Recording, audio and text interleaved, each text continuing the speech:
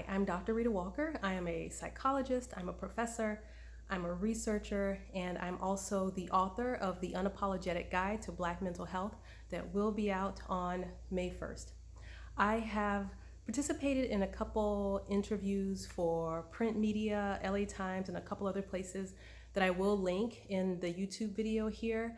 And in fact, if you don't already subscribe to my channel, feel free to subscribe to Dr. Rita Walker, where Rita is spelled R-H-E-E, D is in Diamond A, Dr. Rita Walker. Subscribe to my channel, I'll include the links there, but I've been talking to a few different outlets about just ways to cope with coronavirus and being at home and the seeming isolation that goes along with that. So I wanted to make an extended video because, as you know, even though we've been under self-isolation, or not self-isolation, I really don't like that label, we've been under stay-at-home orders for several weeks now. We have more weeks to go, and many of us are already feeling like, I'm not quite sure how much longer I can do this. But we have to, in order to keep ourselves safe, to keep our families safe, and to contribute to a safer and healthier society. So, with that said, I have six. It started with five, but then I couldn't keep it to five. And so I have 6 things that you may want to think about if you haven't already, with regard to managing this temporary but new reality. And the first thing is to cut yourself some slack. We are living in unimaginable times. This circumstance is not anything that any of us ever would have predicted. Even those of us who've been through natural disaster and natural catastrophe were able to get help and support from outside our immediate area. But right now, we have to rely, for the most part, on ourselves. And it's just unheard of. And so cut yourself some slack. If you're not able to function at the top of your game at work, as a parent, as a partner or spouse, that is something to give yourself a little bit of room about. So given the circumstances, rather than piling on and saying, I should be able to do better, or I should be able to achieve X, Y, and Z, give yourself a little bit of room and say, you know what? I'll try better tomorrow. I'll do better in a few days. And that really is okay. I think that's the first step. The second step is think about a big project. Identify a big project. Most of us have those. It could be something like organizing an office space, or cleaning out a closet, or organizing some clothes somewhere, a project that's gone untouched for months or maybe even years. This is a good time to take that on, because those kinds of projects can be broken down into smaller projects, whereby you say, I need to organize that closet. And you look at that closet and it is not happening. But maybe you say, okay, I can come up with a plan tomorrow for what I need to do. And then you commit for 5 days out of a week, or 4 or 3, or whatever makes sense, because remember, 1, you're cutting yourself some slack. Tell yourself, I can work on this project for 15 minutes or 30 minutes a day. And by the time we're released, you have completed your project. And the reason I say only work on it for a few minutes a day is so that you can have that sense of accomplishment.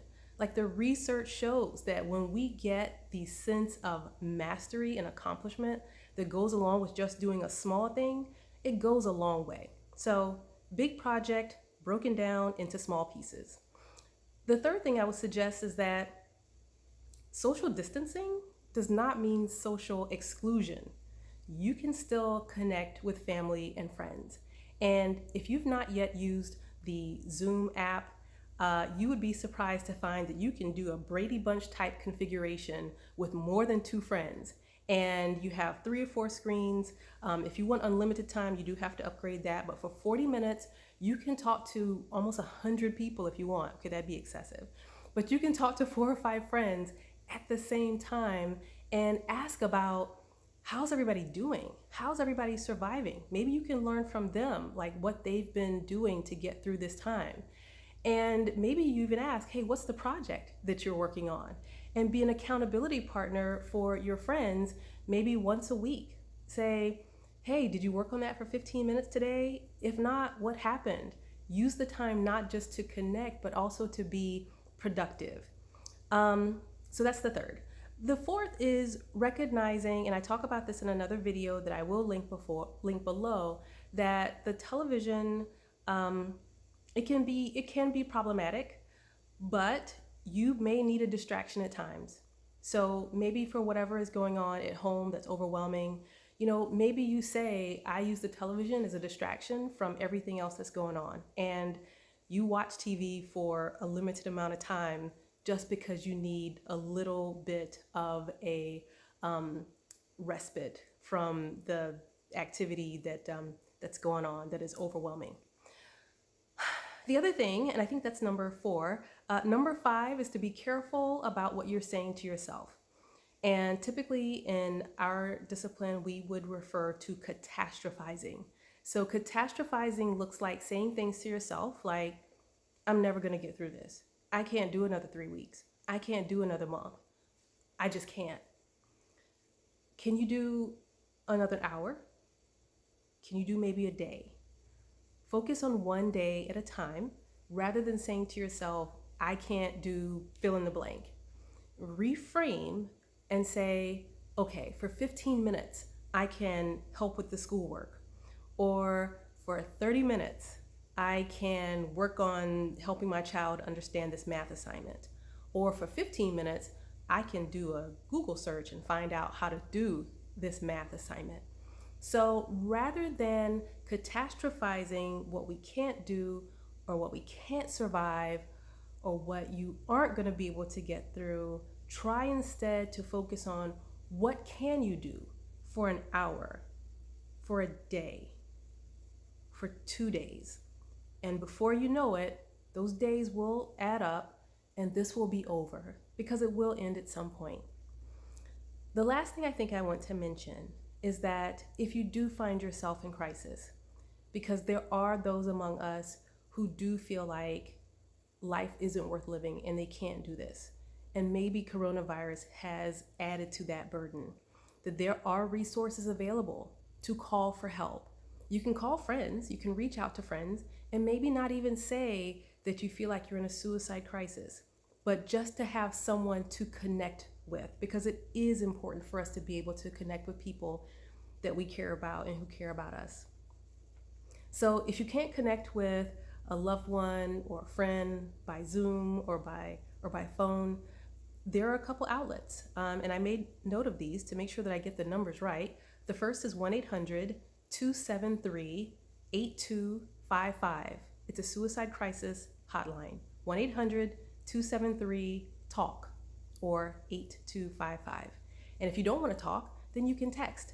And you can text HOME to 741-741. Text HOME, and there are people available to provide crisis support. So again, there are things that we can do. We don't want to add to the problem and tell ourselves we can't do this and we can't do that, because we can get through this.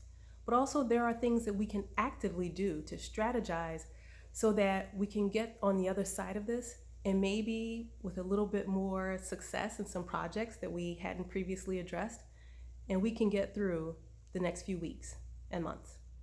Thank you.